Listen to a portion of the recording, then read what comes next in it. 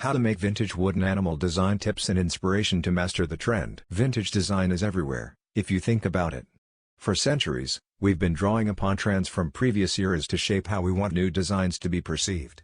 Take a look at the U.S. Capitol building or the White House to see how 18th-century American architects drew from Greek architecture. In fact, you'll find throwbacks in every design category from decorative arts to fashion design to music. Although many call vintage design a trend, we've been doing it forever. Collectively, vintage design looks back to earlier eras based on specific style elements, usually those that were made popular during the late 19th and 20th centuries. Other terms, like historic, refers to even older design elements. If you're thinking of working with vintage design, you're in good company, because you've got loads of inspiration around you. Incorporate subtle vintage bits into your contemporary work through font choices and imagery. Or design something that looks like it was actually made 100 years ago.